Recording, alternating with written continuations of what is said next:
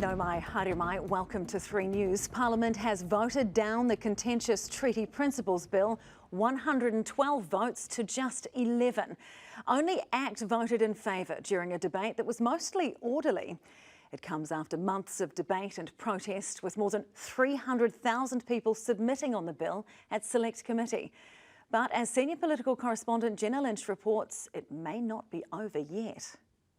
He'd only got out 2 words when the interruptions began. Mr. Speaker, members of this House can still change their mind. A protester in the public gallery drowning out David Seymour. Where are the police helping us with this? The Speaker having none of it. This is the place where opinions are given, not from the gallery. Seymour attempting to continue through the noise now coming from his parliamentary colleagues. And I ask that members listen carefully to understand the choice they'll be denying the New Zealand people if they oppose this bill. The Treaty Principles Bill sparked an uprising. During the vote on the first reading of the bill, the Parliament's youngest MP went viral leading this haka. It was followed up by the largest hikoi to ever march on Parliament. That people power inspiring the opposition to come out swinging. It has had a colossal impact on the fabric of our nation, and this bill will forever be a stain on our country. The people spoke. There was one clear message. Toitu te tiriti. This race-baiting political stunt has been a right-wing obscenity masquerading as equality. And no member of this House simply gets to wipe all of that 185 years of history away to suit their own purposes. This bill hasn't been stopped. This bill has been absolutely annihilated. Government MPs stood to defend the MMP compromise they made to the ACT Party. Our country is not so fragile that we can't withstand a debate about the role of the treaty. The debate boils down to attempting to legally define the principles of the treaty. Seymour argues that's up to Parliament and the people, whereas most everyone else accepts it's been defined through years of legal precedents. Mr. Speaker, the treaty, as people have said, is not about racial privilege or racial superiority. It is and always has been about legal rights Māori have in their contract with the Crown. The truth is that we are all equal deep down, but too many of our policies aim to treat people differently based on their ancestry. This is why we have to remove that idea that New Zealanders have different rights and are ranked by the arrival of their ancestors. Oh, there you are, David Seymour. You're a disgrace to this House, and when it comes to the Treaty of Waitangi, you will and always be a liar. Kia ora, Mr. Speaker. Willie Jackson told to apologise, standing defiant. Was a liar also, that is your opinion. Leave the House. Leave the House.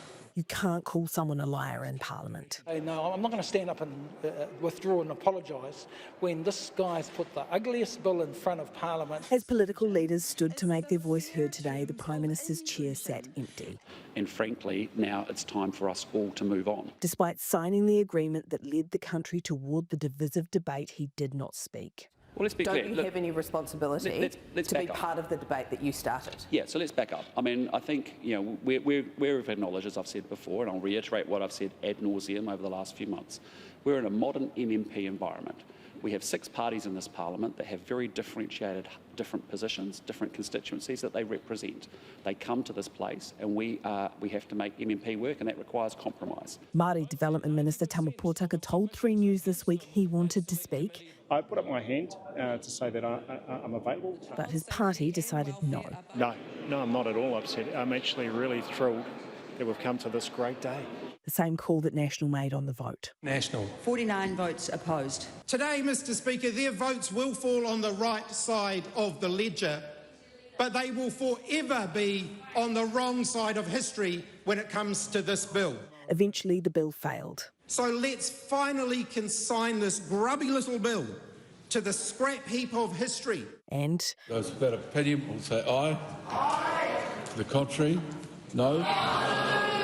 Once the final votes were cast, the ayes are 11, the noes are 112. The motion is lost. and the ACT Party have walked out, a waiata of unity. While the bill has hit the bin, the fight lives on to unite a divided nation. Well, OK, Jenna, a historic day in the Parliament today. Where do we go to from here? Well, as anyone who saw that row of empty seats along the National Party front bench can probably determine, the National Party would hope that it's done and dusted, wipe your hands clean, all out of the Parliament from here. This has really haunted the Prime Minister since he ceded this policy to the ACT Party during coalition negotiations. So he wants it out of here. Unfortunately, it is not that simple for him. This issue will live on. It does really well for two of the parties in Parliament, rallies people around Te Pāti Māori. They go for that real grassroots movement, as we saw with the hikoi. It also racks up the ACT Party base. And when it comes to the ACT Party, David Seymour is not backing down on this issue. Sure, he might let sleeping dogs lie for a little bit, take a bit of a breather, but you can bet pretty good money that come next year's election, they will be campaigning on some form of treaty issue. OK, Jenna, thank you so much.